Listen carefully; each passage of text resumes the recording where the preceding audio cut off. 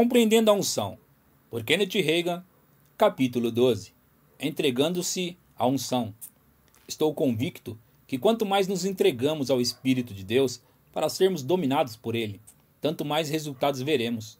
Os demônios tomam posse das pessoas e se manifestam através deles, mas o Espírito de Deus não fará isso de modo contrário à nossa vontade. Por que não conseguimos ficar mais submissos ao Espírito de Deus? Quanto a mim, sei que uma das razões é que quando passo para aquela dimensão, às vezes fico com medo. Não é como o medo de cobras ou de furacões, é um santo temor. Passo para aquela dimensão e fico com medo de não conseguir voltar. Acho que foi assim que aconteceu com Enoque. Foi tão longe para dentro da dimensão espiritual que foi passando inteirinho para lá, com corpo e tudo.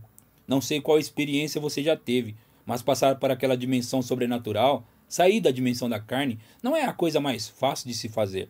Se, porém, aprendermos a submeter-nos à unção e a não ter medo, coisas poderosas acontecerão.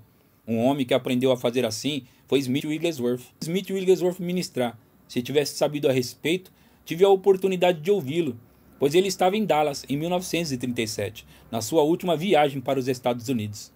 Foi naquele ano que recebi o batismo no Espírito Santo e morava a 50 quilômetros de Dallas, mas não sabia que Wigglesworth estava ali para pregar em 3 cultos noturnos sucessivos na primeira igreja da Assembleia de Deus. Cito frequentemente trechos dos escritos dele. Certa vez, alguém me perguntou, no tocante ao seu livro, A Fé que Aumenta Cada Vez Mais: "Você entende aquilo?" "Entendo sim", respondi. "Ele pensa do mesmo jeito que eu."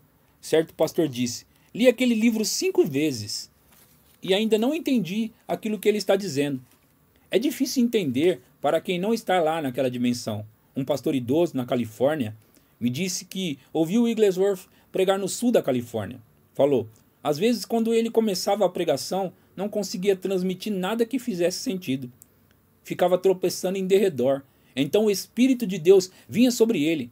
A congregação ficava estarrecida, pois os acontecimentos ficavam bem visíveis. Havia uma transformação nas suas feições e as palavras simplesmente fluíam da sua boca. Parecia que se transformara em outro homem. Wigglesworth foi trabalhar numa fábrica quando completou 6 anos de idade. Não existiam leis contra o emprego infantil na Inglaterra daqueles tempos, de modo que Wigglesworth nunca frequentou a escola, nem por um dia sequer, em toda a sua vida. A esposa que lhe ensinou a ler. Lembro-me de Donald Gee, um dos líderes do movimento das Assembleias de Deus na Grã-Bretanha. Ouviu pregar quando ele estava nos Estados Unidos em 1939. Falou a respeito de Wigglesworth. Wigglesworth não pertencia a nenhum grupo pentecostal específico, pregava em todos eles. O irmão Gee disse: sempre convidávamos o irmão Wigglesworth para pregar em nossa Assembleia Geral anual.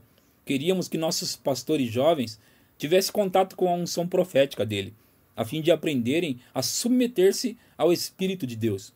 Wigglesworth deu uma palestra entre eles em 1947, poucas semanas antes de voltar ao lar para ficar com o Senhor, aos 87 anos de idade.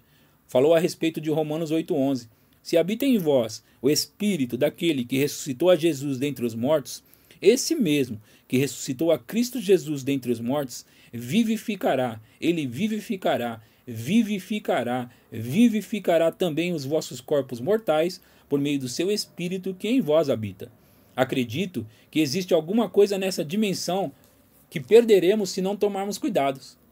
Os pentecostais dos velhos tempos oravam até a unção vir sobre eles para pregarem uma mensagem.